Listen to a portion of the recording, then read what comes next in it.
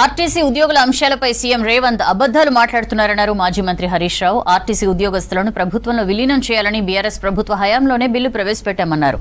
Group 1 అభ్యర్థుల విషయంలో కాంగ్రెస్ ప్రభుత్వం మాట మార్చిందన్నారు. జాబ్ క్యాలెండర్ ప్రకటనపై ప్రశ్నిస్తే ప్రభుత్వం స్పందించడం లేదన్నారు. శాసనసభలో నిరుద్యోగులపై పెట్టిన కేసులు, లాఠీచార్జ్, పోలీసుల చర్యలపై చర్చకు అవకాశం కల్పించడం లేదని మండిపడ్డారు హరీష్ రావు. రాష్ట్రంలో ఆర్టీసీ కార్మికులందరూ కూడా గమనిస్తా ఉన్నారు. ఈ ప్రభుత్వం ఎన్నికల ముందు ఏం చెప్పింది, గెలిచిన తర్వాత ఏం చేస్తుందో ఇవాళ రాష్ట్రంలోని ఆర్టీసీ కార్మికులందరూ కూడా చూశారు. 8 నెలలైనా గుర్తించలేదు. ఎప్పటి నుంచి వాళ్ళని ప్రభుత్వ ఉద్యోగులుగా గుర్తిస్తారంటే సమాధానం చెప్పకుండా దాటేశారు. యూనియన్ పునరుద్ధరణ గురించి అడిగితే సమాధానం చెప్పలేదు. చనిపోయిన పిల్లలకు రెగ్యులర్ ఉద్యోగాలు ఇవ్వాలంటే దాని మీద సమాధానం చెప్పలేదు.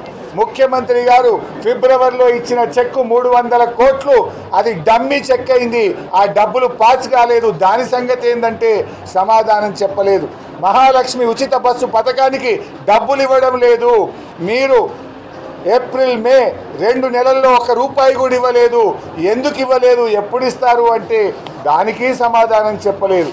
ఏ ప్రశ్నకు కూడా సమాధానం చెప్పకుండా బుల్డోజ్ చేసే ప్రయత్నం చేసినారు. నిరుద్యోగ యువకుల మీద మేము శాసనసభలో అడ్జర్న్మెంట్ మోషన్ ఇచ్చాం. ఆనాడు ఇదే నిరుద్యోగులను కాంగ్రెస్ పార్టీ వాడుకున్నది. మేము రాగానే సంవత్సరంలో 2 లక్షల ఉద్యోగాలు ఇస్తామన్నారు. ఏది మీ జాబ్ క్యాలెండర్? పెద్ద పెద్ద పేపర్ అడ్వర్టైజ్మెంట్లు ఇచ్చారు, టీవీల్లో అడ్వర్టైజ్మెంట్లు ఇచ్చారు, ఉపన్యాసాలు కొట్టారు. నిరుద్యోగులకు బస్సులు ఇచ్చి వాళ్ళని ఊరూరా తిప్పి ఓట్లు వేయించుకున్నారు. 8 నెలలైనా నీ జాబ్ క్యాలెండర్ ఇప్పటిదాకా నువ్వు ప్రకటించలే. ఇక మిగిలింది 4 నెలలే. 4 నెలల్లో 2 లక్షల ఉద్యోగాలు ఎప్పుడు ఇస్తావు, ఎట్లా ఇస్తావో చెప్పు అని మేము ఇలా శాసనసభలో అడ్జర్న్మెంట్ మోషన్ ఇచ్చాం, వాయిదా తీర్మానం ఇచ్చాం.